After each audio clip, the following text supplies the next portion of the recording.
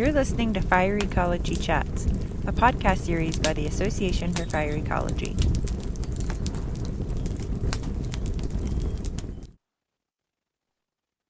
Good morning, everybody. My name is Bob Keane. I'm the editor of the journal Fire Ecology. And this is Fire Ecology Chats, where we talk to the authors of recent papers. And today, would like to introduce you to Matt Thompson and Kit O'Connor here to talk about the paper Potential Operational Delineations, New Horizons for Proactive Risk-Informed Strategic Land and Fire Management. So Matt, you want to introduce yourself? Sure, thanks, Bob. My name is Matt Thompson. I am a research forester in the Human Dimensions program of the Rocky Mountain Research Station with the USDA Forest Service and part of the Wildfire Risk Management Science team. And Kit, how about you? Yeah, thanks, Bob. Kit O'Connor. I'm a research ecologist with Rocky Mountain Research Station, Wildfire Risk Management Science team and Human Dimensions program located here in Missoula, Montana. Thank you, too, for coming on today. It's real exciting to have you. Matt, maybe you could give us a quick summary of the paper and tell us exactly what potential operational delineations are.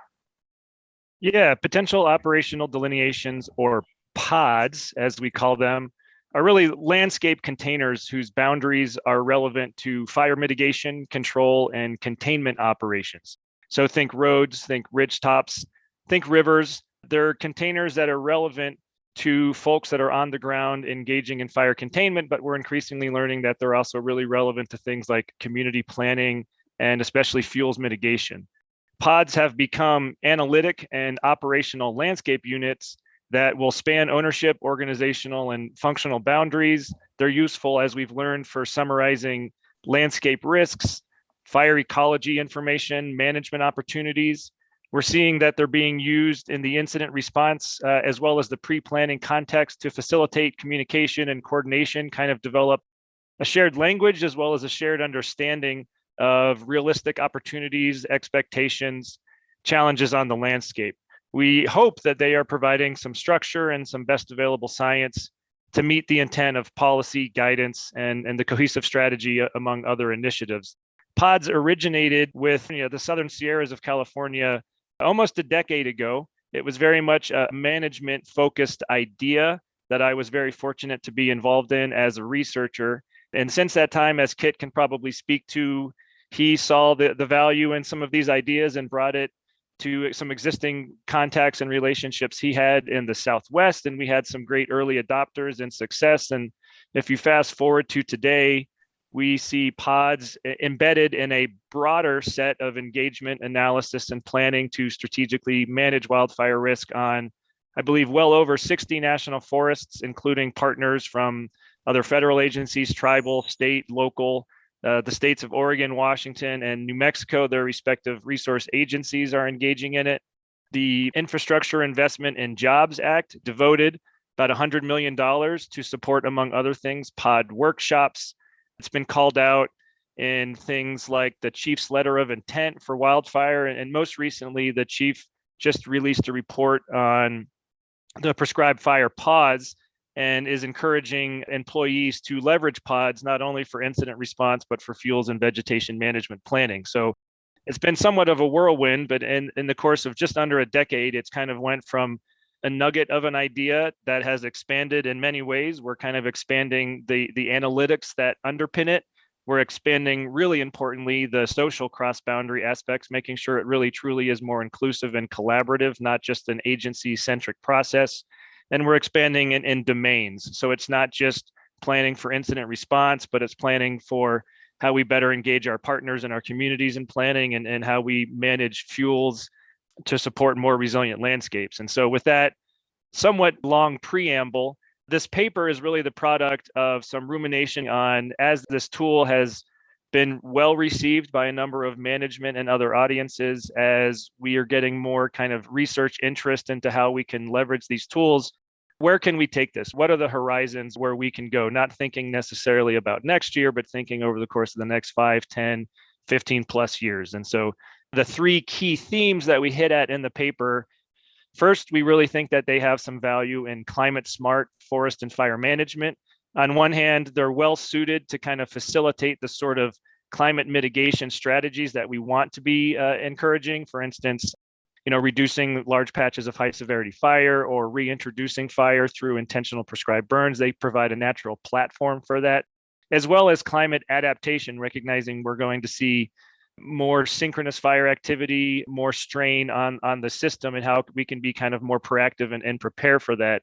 That segues into the second key point, which is really, we think, pods and the broader planning process in which they embed can be a suitable tool to help us be more agile and adaptive in our response to fire. So that's first and foremost at the incident scale, being more opportunistic for windows of time when we think we can have control. And we've done this pre-planning to identify under what conditions certain features are likely to hold and what resources might be necessary to hold, as well as cross-incident planning. So really at the systems level, if we have scarce resources, where can we send them? And what analytics and pre-fire planning information can help us determine when we have a limited set of resources to send and there are more fires requesting resources, where can we be most effective and efficient in that allocation process? And then lastly, leveraging this risk management idea that we not only need to be forward-looking, but we also need to be backward-looking to learn what works, what doesn't, and continually improve. We think there's some real opportunity to leverage pods and risk assessments and other information to really enhance how we go about doing performance measurement, knowing that it certainly needs to be a lot more than things like initial attack success and acres treated. This really is a wonderful paper that summarizes everything. Kit, I have heard that this is being used on the ground quite extensively. Can you tell us about the things that you've used it for in fire management? Yeah. Obviously, Matt really did a great job of laying out kind of this broad picture and this vision of pods. And I think where the rubber meets the road with this product, and the reason why it really has caught on, is that it is a full engagement of the fire managing agencies and the fire managers themselves. Those who are actually making decisions, line officers, leadership within other agencies are involved in actually creating and identifying these networks of control opportunities. But then we also work directly with resource specialists and managers, foresters, hydrologists, people from all these diverse backgrounds that are influenced or affected by fire. And we make sure we get their input as well. And so the whole concept around this is that while there are these analytical tools that Matt alluded to that help bring kind of the best available information to decision makers, the decisions are actually made by those who come to the table. And so as this process has grown, what we've seen is more and more people wanting to come to the table. And so we actually get this more deliberative process in advance so that once smoke is in the air, everyone's pretty much on the same page about what the best actions are to take, where our control opportunities are and they aren't, and what these likely fire effects will be on the specific values that we're trying to manage for on landscapes, and ideally across ownerships. That's a huge part of this, is understanding that fire just crosses ownerships as the fuels and the physics and the winds drive it. And so these planning processes need to do the same thing. They need to bring in all those collaborators.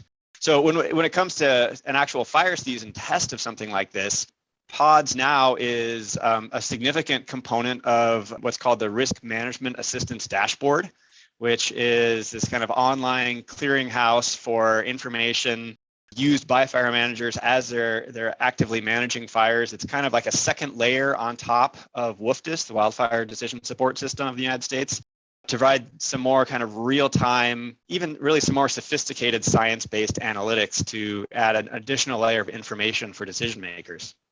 And I think one of the really critical things about this is that once these pod boundaries are delineated, they're not designed to be the be all end all. This is what we're going to do in this place all the time.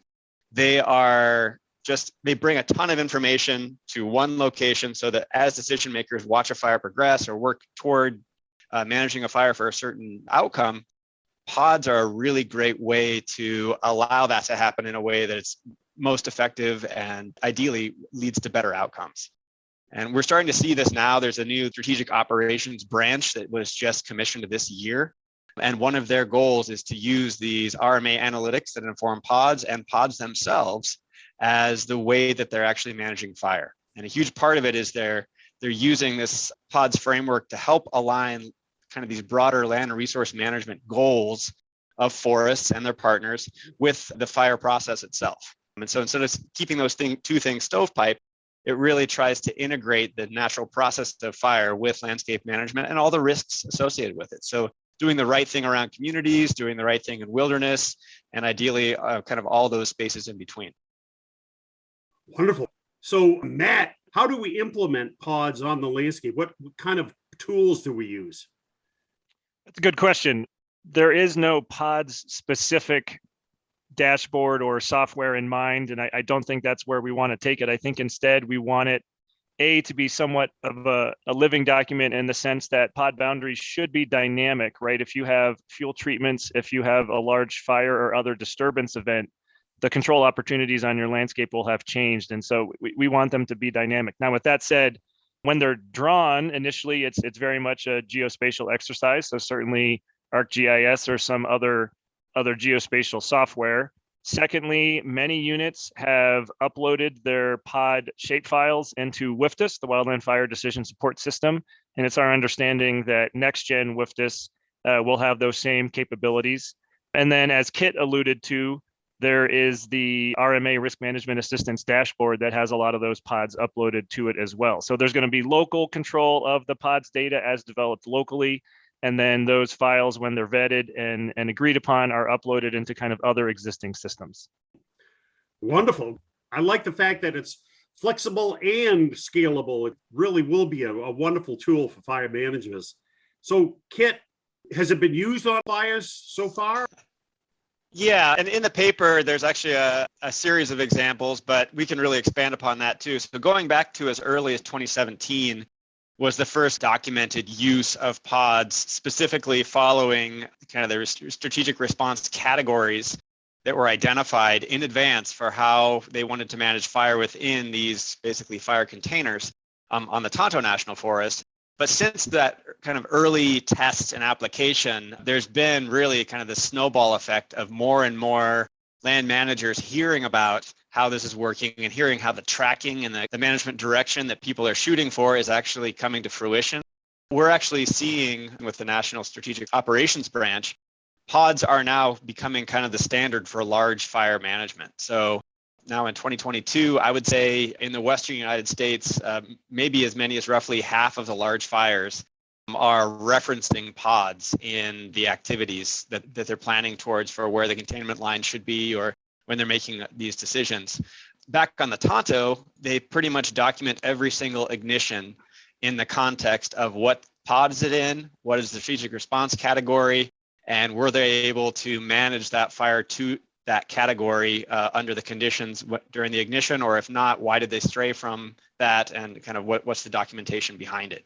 So what it does is it provides kind of a go-to response. It provides kind of a new default for any ignition if you've gone through the full quantitative risk assessment process and actually thought about what the appropriate objective is for ignition within a pod. Instead of defaulting to suppression all the time or defaulting even to manage every ignition within this area in the wilderness, it brings in all of those other values, consideration, and the potential for fire transmission outside of that pod to other places. And so it allows you to really balance the response in a way that fits best with kind of the ecological function and the restoration potential, and really more like the climate adaptation potential for any piece of ground. Yeah, it really is a thing to use in the future. I want to thank both of you for coming on to Fire Ecology Chats and talking about this paper. If anyone is interested in this paper, please go to the Fire Ecology website to download it. Matt or Kit, would you like to recognize any funding agencies? Yeah, certainly, the Forest Service itself has funded a lot of work, but the Office of the Fire and Aviation Management has been supporting our work for a number of years. And without that support and without their connections to managers and on-the-ground decision makers that actually consume this applied research, I don't think we'd be where we are today. Yeah, and I would add as well, so we've had amazing financial support and now even some kind of personnel support from Fire and Aviation Management, but also we've had great collaborations with Oregon State University, the Colorado Forest Restoration Institute, and Colorado State University as well to really help scale a lot of this up. And more recently now, the Forest Service Enterprise Program has taken on a lot of the physical actually ramping up of this effort. So it's moving forward on all fronts, not just a research-driven thing at all anymore. Again, thank you both for coming on Fire Ecology Chats. We have been talking to Matthew Thompson and Christopher O'Connor. This has been Bob Keane. Thank you very much, and please read Fire Ecology.